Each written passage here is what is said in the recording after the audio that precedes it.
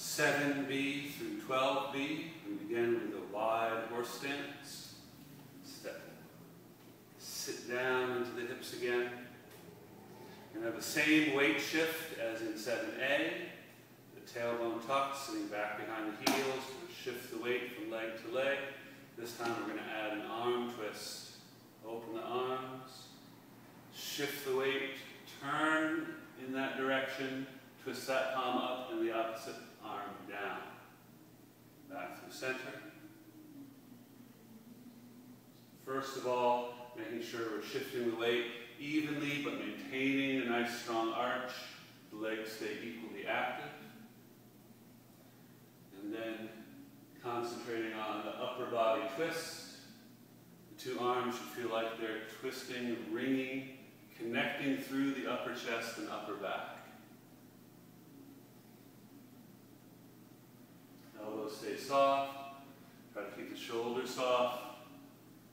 Once the arms feel like they're connecting to each other through the upper body, then we can think of connecting the arms to the legs so that all four limbs connect through the center of the body. Keep the movement even and level.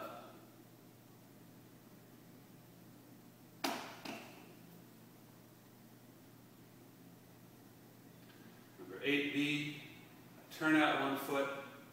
I step forward, maintaining a body width stance, not with one foot right in front of the other, but a little bit wider, front toes a little in, back foot at a comfortable angle. Sitting back, again, hugging in the elbows to the ribs, and then pushing the whole body forward by extending the back leg. Sit back, connecting the movement of the arms to the lower ribs, the flanks, lower back. Keeping the movement level. I try to avoid leaning forward as I go forward and leaning back as I go back. Try to keep the head upright.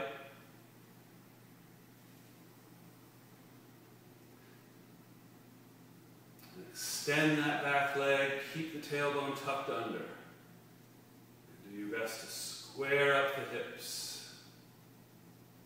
Step in. Turn out the other foot. Step forward, again keeping a body width stance. Tailbone tucked under. Push forward. No leaning. Again, the shoulder stays relatively neutral. I don't let the shoulders pull forward strongly. They sink into the body as the arms extend.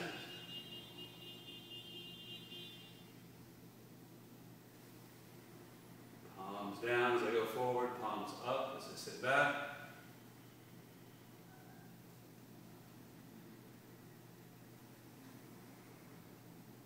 And the back foot stays planted, especially the heel and little toe. Stay firmly flat on the floor. Tailbone stays under, back nice and straight.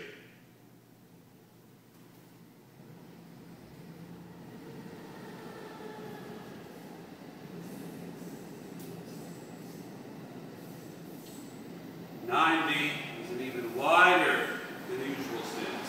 So wider than the normal horse stance. I still try to find tailbone tuck, support, lift. And I turn out one foot and then shift my weight in that direction and squat gently. Turn that foot back in as I come to the center.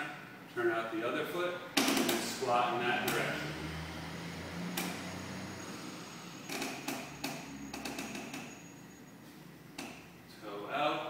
Squatting, and when I squat, I need to try to squat back. Sit back so that my knee stays right over the center of my foot. Doesn't fall inward or push too far out. So that same sense of sitting back into the hips, keeping the tailbone tucked, trying to avoid any leaning.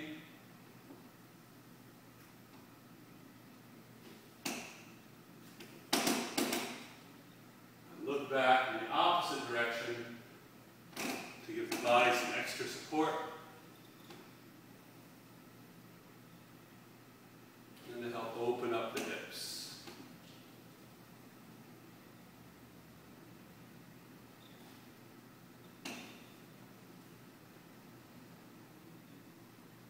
to a body width stance. We did the bowing forward, lifting the head and chest, tucking in for number 10A. For 10B, it's a very similar motion. Fingertips on the wall, like I'm catching a ball. It's the very end of the fingertips on the wall. Soften the elbows and shoulders. Lower the head, roll in. Bring the body close to the wall. Lift the head and chest away, but keep the hips close. My heels are down, my knees are soft. Push the upper body away, bring the upper body back, and then out to the initial position. Roll in, through, up. Push the upper body away, keep the elbows bent, keep the hips close to the wall. Then the hips move back out first, followed by the upper body. Head in, chest in, hips in, head, chest away. Head, chest in, hips back out. Shoulders sinking, elbows drop, maintaining good support on the fingertips. Tailbones tucked the whole time, same old posture.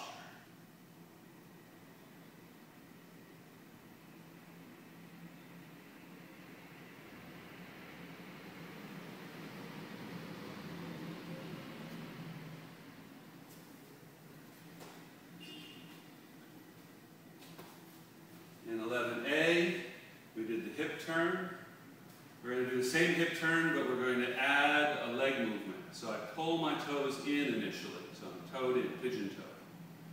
And then I will turn out and in, pivoting one foot at a time.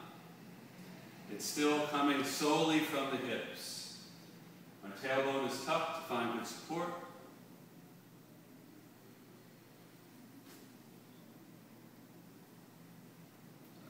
Flex the ankle, lift the toes. And I want to think that when I'm closing to the center, both hips are pulling in. And then both hips are opening away. It's not moving one leg at a time. Only one leg moves, but it feels like both legs are active. Both opening, both closed. Both open, both closed. My tailbone stays right in the center, so my whole body pivots around the axis of my spine.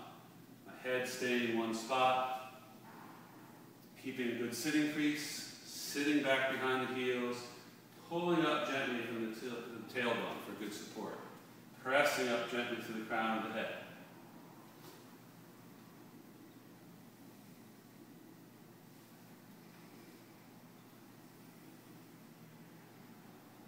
And finally, 12B, put one foot forward and the opposite hand.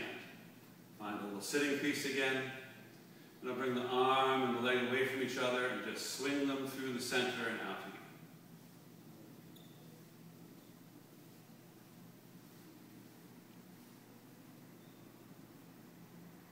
Change the hands and feet.